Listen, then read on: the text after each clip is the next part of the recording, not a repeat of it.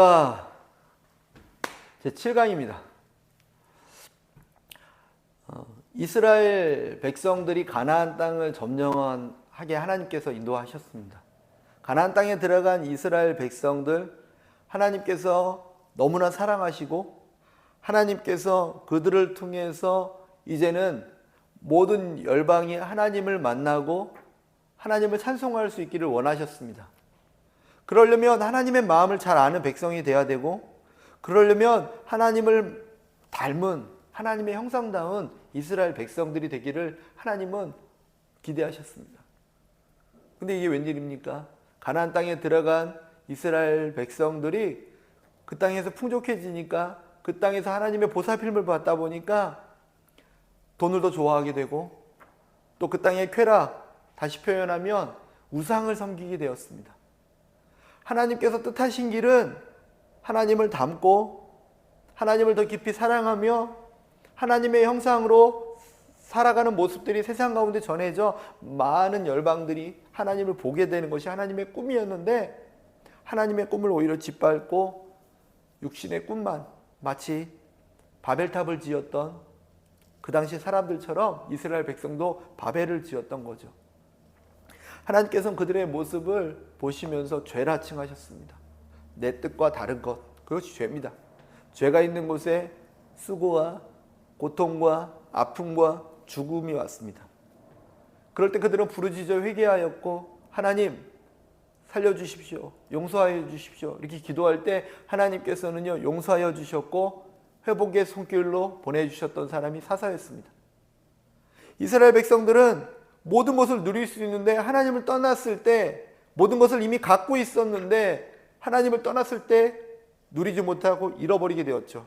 근데 이방 땅에 있는 한 여인 룻이라는 사람은 그것을 가질 수 있는 자격과 조건이 아무것도 아니었는데, 이스라엘의 한 여인 나오미라는 사람이 믿었던 하나님, 그 하나님을 나도 믿겠노라고 결단하며 하나님을 경외하는 사람이 되었을 때, 오히려 그가 믿음의 유산, 하나님의 꿈, 그것을 이어받는 사람이 되었다는 것이 지난주의 이야기였습니다. 이 시대의 배경에서 한 여인이 나옵니다. 한나라는 여인. 한나는 자신이 아이를 갖지 못하는 것 때문에 괴로웠습니다. 나는 왜 아이를 갖지 못하는 거지? 너무나 괴로워서 어떻게 어디서 위로를 받을까? 근데 위로를 받지 못했어요. 오히려 분인나라는 사람은 자신은 아이를 갖고 한나는 아이를 못 갖는 것 때문에 오히려 조롱하고 그를 핍박했습니다.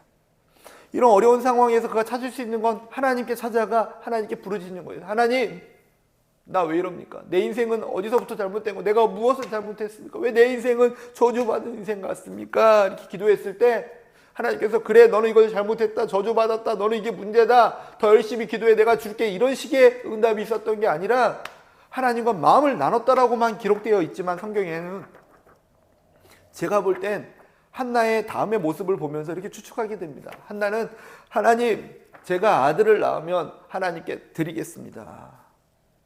그럼 아들이 필요했던 게 아니네요.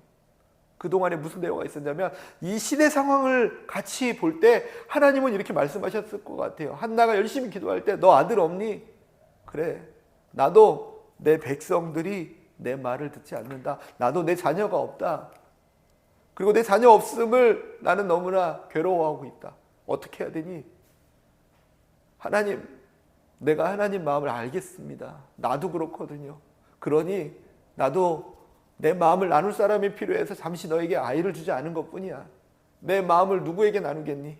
한나와 하나님은 마음을 나누는 친구와 같은 관계였던 거죠. 하나님의 마음을 알게 된 그는 이렇게 고백한 거죠. 하나님, 하나님의 음성을 듣고 하나님의 마음을 누리고 전하고자 하는 하나님의 형상을 닮은 예배자가 없다면요, 제 아들을 사용해 주십시오. 그 사람의 이름이 사무엘입니다. 하나님께서는 그 응답을 너무나 기뻐하셨고, 사무엘을 통해서 다시금 하나님께서는요, 하나님께서 뜻하신 이스라엘 백성들을 만들어가길 원하셨습니다. 포기하지 않으셨어요.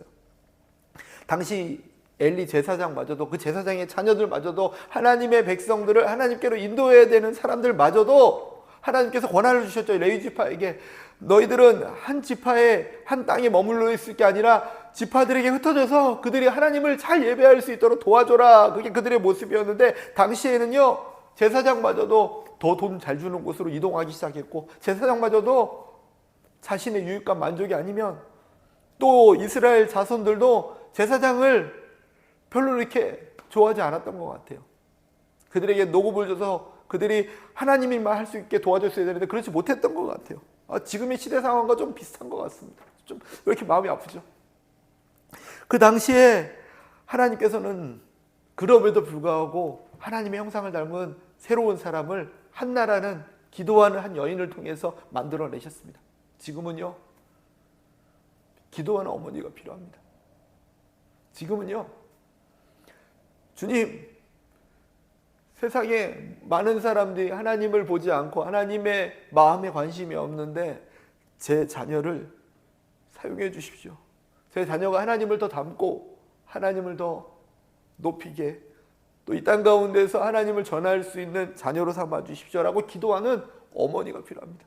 더 이상 자녀가 좋은 대학 가기를, 자녀가 이 땅에서 성공하기를, 자녀가 이 땅에서 좋은 대접받기를 위해서 기도하기보다는 사무엘처럼 하나님께 드리고 싶습니다라고 기도하는 그런 어머니가 필요합니다. 저와 여러분이 그런 어머니가 되어주시길 예수님의 이름으로 간절히 부탁드립니다. 공부하다 말고 울컥했네요. 그 시대 상황에서 사무엘을 낳은 다음에 사무엘을 통해서 하나님의 말씀을 다시 가르치십니다. 하나님을 사랑하는 것이고 이웃을 사랑하는 것이다. 두 가지였죠. 네 이웃을 내 몸과 같이 사랑하라 하셨던 신약의 예수님 말씀처럼 십계명을 주셨던 우상 숭배하지 말아라, 여호와의 이름을 망령되이 일컫지 마라, 안식일을 거룩히 지켜라, 살인하지 말아라, 쭉 해서 거짓 증거하지 말아라까지 이 십계명, 그리고 그 세부적인 항목까지 이 많은 계명들을 사무엘을 통해서 가르치면서 다시금 하나님께 온전히 오기를 원했습니다. 그러면 외세의 침입이 그들에게 올 수 없었거든요. 그러면 그들의 삶 가운데는 여전히 하나님의 돌보심과 보호하심이 늘 차고 넘칠 수 있었거든요. 근데 이스라엘 백성들은 그것을 선택하기보다는 어떤 것을 선택하냐면 우리에게도 왕을 달라고 합니다. 원인이 우리가 하나님의 뜻대로 살지 않아서가 원인이었는데, 그들은 우리도 왕이 없기 때문에, 우리도 저 주변의 민족처럼 군대가 없기 때문에 강한 군사력을 가져야지만 우리가 그들을 맞설 수 있습니다라고 생각하고 왕을 달라고 말합니다. 사무엘은 기뻐하지 않았어요. 하나님도 기뻐하시지 않았습니다. 근데 하나님께서 그들의 모습을 보시고, 그래, 왕 줄게. 근데 왕이 너희들에게 있기 시작할 때 일어나는 일은 뭐냐면 너희들 가운데 세금을 내야 될 거야. 그리고 너희들의 자녀들이 군대로 징병받는 일이 일어날 거야. 그래도 할 거니? 네. 그래도 왕을 달라고 합니다. 하나님께서 허락하십니다. 그래서 첫 번째 주신 왕이 사울 왕입니다. 그는 베냐민 지파의 키가 컸다라고 기록하고 있습니다. 그 말씀 안에는 당신의 키가 컸다면 그냥 외모적으로 봤을 때 뛰어난 사람이라고 보면 돼요. 왕감이다. 지금으로 따지면 모든 학벌과 어떤 부분에서 왕감이다. 그런 사람이라고 보면 됩니다. 하나님은 그 사람을 왕으로 세워주셨습니다. 처음에 그는 자신의 힘으로 할 수 없다라고 느끼고 다른 사람들이 그들을 따르지 않을 때 하나님께서 그들을 전적으로 붙들어 주셨죠. 사울을 전적으로 붙들어 주셨죠. 사울도 하나님을 전적으로 의지할 수밖에 없었어요. 자신의 힘으로 할 수 없었기 때문에. 그래서 하나님만 의지하며 전쟁에 나가서서 승리하는 일들을 경험하게 됩니다. 근데 여러 번 승리하다 보니까 사울이 하나님이 왕이셔서 자신은 대리 역할만 했던 사람인데, 자신은 청지기의 삶이었는데 잊어버리게 돼요. 자신이 왕인 것처럼. 그래서 자신의 자리를 어떻게 하면 계속 지킬까, 어떻게 하면 사람들로 하여금 자신의 자리를 유지시킬 수 있을까를 고민하다 보니까 하나님의 말씀보다 자신의 생각이 앞서서 하나님의 말씀을 버리게 됩니다. 그것을 하나님께서 너무나 싫어하셨습니다. 점치는 죄와 같고 우상 숭배하는 것과 같은 모습을 너가 보였다. 내가 제사를 좋아하겠느냐? 제사보다도 나는 하나님 말씀에 순종하는 걸 좋아한다. 여기서 나온 말씀이죠. 근데 결국 그는 하나님의 말씀보다 자신의 생각, 자신의 왕에 지키기를, 또 자신의 유익을 유지하기를 원하는 마음에서 하나님 말씀을 버립니다. 그 하나님 말씀을 버렸을 때 사울이 여호와의 말씀을 버렸으므로 여호와께서도 왕을 버려 왕이 되지 못하게 하셨나이다. 하나님께서 왕이셔서 왕의 대리자 세우셨던데 자기가 왕으로 착각했을 때 그는 하나님 말씀 버려서 하나님이 더 이상 쓸 수 없었대요. 하나님이 버리셨는데 사실은 하나님 버린 게 아니죠. 사울이 하나님을 왕으로 생각하지 않았어요. 사울이 먼저 하나님을 버렸습니다. 이 땅 가운데 살아가는 우리가 왕으로 착각하면 안 됩니다. 우리가 가정에 그 처한 어떠한 곳에 왕이라고 생각하면 안 됩니다. 자녀들의 왕입니까? 아니요. 하나님의 대리자로서 청지기일 뿐입니다. 왕으로 착각할 때 하나님을 버리게 되면요, 하나님께서 기뻐하지 않으십니다. 그래서 사울왕을 하나님께서 더 이상 쓸 수 없다라고 느껴져서 하나님의 영이 그에게서 떠나갔을 때 사울은 너무나 안타까운 삶으로 마무리하게 되죠. 근데 거기서 끝나는 게 아니라 하나님께서는요, 두 번째 왕을 또 준비하셨습니다. 저기 이새라는 사람의 아들, 8번째 아들인데, 이게 첫 번째 아들이 가장 이때 당시에는 장자, 우대할 때죠. 그리고 그의 직업은 목동이었어요. 소년이었어요. 목동은 어떤 사람에게 주어졌냐면, 이게 보잘것없이 할 일 뭐 해야 될지 모르는 사람에게 맡겼던 직업이에요. 당시는 그랬습니다. 그래서 사무엘이 하나님께서 이 집에 왕을 찾으십니다 했을 때 그 부모님이 이새가 다 왔는데 이 중에 없습니까? 그랬더니 이게 다 왕입니까? 이 아들밖에 없습니까? 그랬더니 하나가 있긴 한데 저기 그 목동 하나가 있는데 걔는 아닐 것 같은데, 이런 마음으로 아버지까지도 생각했던 사람이 다윗입니다. 뭘 얘기하냐면 외모로 볼 때는 그는 왕감이 아니었던 거죠. 사무엘조차도 그가 왕이라고 생각 안 했거든요. 그때 하나님께서 말씀하십니다. 너희들은 외모를 보거니와 나는 중심을 보고 선택한다. 다윗의 중심, 다윗이 어떤 중심을 갖고 있는지는 정확히 기록되어 있지 않지만 다윗이 나중에 어떤 삶을 살았는지를 보면서 그 중심이 뭐인지를 알게 됩니다. 다윗은 나중에 왕이 되었을 때 자신의 속옷이 보여지는 상황에서도 왕의 체면보다 하나님을 찬송하는 게 더 크고 위대하다 하면서 하나님 찬양하는 것에 더 집중합니다. 자신의 체면보다 하나님의 체면을 더 생각하는 사람이 다윗이었고요. 자신이 연약하여 실수하여 죄를 범하였을 때도 제일 먼저 엎드려 하나님이 나를 떠날까 봐 두려워했던 사람이에요. 죄를 안 짓는 사람이 없어요. 근데 죄 지었을 때 너 잘못했다라고 말했을 때 바로 넙죽 엎드려서 하나님 나를 용서하여 주시고 제발 내게서 떠나지 마옵소서라고 고백했던 사람, 그 예배자였습니다. 그 사람이 다윗이었습니다. 다윗이 소년 시절에 블레셋이란 곳에서 이스라엘 백성들에게 외치면서 이렇게 말합니다. 너네들 하나님의 믿는 백성이라면서 나와 맞서 싸우자. 아무도 없느냐. 그때 이스라엘 모든 군대가 벌벌벌 떨고 있었고요. 사울 왕마저도 두려워서 어쩔 줄 몰라요. 모든 사람이 다 두려워합니다. 근데 다윗은요, 본인도 두려웠을 수 있죠. 근데 그 두려움보다 더 컸던 게 무엇이었냐면 하나님이 나와 함께 계신데, 그리고 더 컸던 게 뭐냐면 저 블레셋 사람, 이방 땅에서 하나님도 알지 못하는 사람이 감히 하나님의 이름을 거론하면서 막말을 하네. 여호와의 이름을, 하나님의 이름을 망령되 일컫지 말라. 하나님의 계명인데 그 계명을, 하나님의 이름을 누군가가 밖에서 제욕하는 것까지 제가 좀 참겠는데, 너네 아버지가 엄청 이게 확 올라오는 거 아닙니까? 우리 아버지 욕하는 데서 가만히 있으면, 아버지가 뒤에 있으면 기분이 어떻겠습니까? 저 지금 그래요. 누가 내 욕하는 거는 조금 그래도 그것도 못 참겠는데 우리 하나님 욕하면, 우리 아버지 욕하면 근데 이스라엘 백성들은 아버지 욕하는 데도 가만히 있었는데 다윗은요, 참지 못하고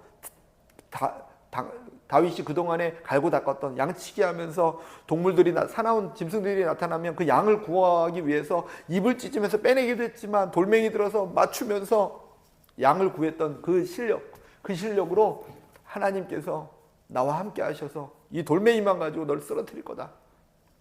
너는 칼과 창과 단창으로 내게 나오니와 나는 만군의 여호와 곧 내가 지금 모욕하는 이스라엘 군대의 하나님의 이름으로 내가 나아간다 말하면서 싸워서 이겼습니다. 놀라운 일이죠. 이스라엘의 승리를 이끌어줬어요. 모든 두려움과 문제를 떠나게 했습니다. 그럼 사울이 대단하다, 너를 칭해줘야 된다 하는데 그때부터 이스라엘 사람들이 다윗을 더 칭송합니다. 사울은 시기하고 다윗이 왕위 자리를 뺏을까 봐 두려워하는 마음에 다윗을 죽이려고 군대를 동원하고 또 많은 사람들 자신의 힘과 노력을 다 다윗 죽이는데 쏟아붓습니다. 다윗 억울하죠. 광야로 도망 다닙니다. 하나님이 왕이 되게 해주신다고 해놓고 이게 무슨 일이지? 광야로 도망 다니다가 적진까지 들어갔다가 미친 척하고 또 나오고, 왜냐면 적진에서도 다윗을 알아봐가지고 막 미친 척, 아니다, 미친놈이지, 다윗 아니다 그러고 막 도망쳐서 굴 속에 들어가요. 아둘람굴이라는 곳에 굴 속에도 들어가요. 굴 속에 들어갔더니 또 자신의도 배고프고 뭐 거늘지도 못하는데 막 빚진 자, 지친 자들이 막 와서 그들을 돌보게 되는 진짜 왕의 모습을 또 그 동굴에서도 보여줍니다. 이게 다윗의 모습이었어요. 가는 곳마다 내게 맡겨진 영혼들을 진실하게 돌보는 것, 하나님 아버지의 마음이었어요. 내 영혼들을 돌보는 마음, 그리고 하나님을 경외함, 그리고 내게 맡겨진 영혼들을 사랑하는 마음. 하나님께서 다윗의 이것을 보고 사용하셨구나. 다윗은 예배하는 사람이었습니다. 하나님의 형상을 닮은 사람이었습니다. 나중에는 사울을 하나님께서 하나님의 방법과 손길로 전쟁 가운데 죽게 하시고 다윗을 왕으로 세우십니다. 두 번째 왕이 다윗왕이었어요. 지금도 이스라엘 국계에는 다윗의 별이 있죠. 그리고 예수님이 오신 것도 다윗의 혈통에서 나신 예수님, 이스라엘의 왕의 모습을 다윗은 보여줬습니다. 하나님이 어떤 분인지를 다윗을 통해서 나타내 주셨어요. 지금 오늘 공부한 것은요, 사무엘상하입니다.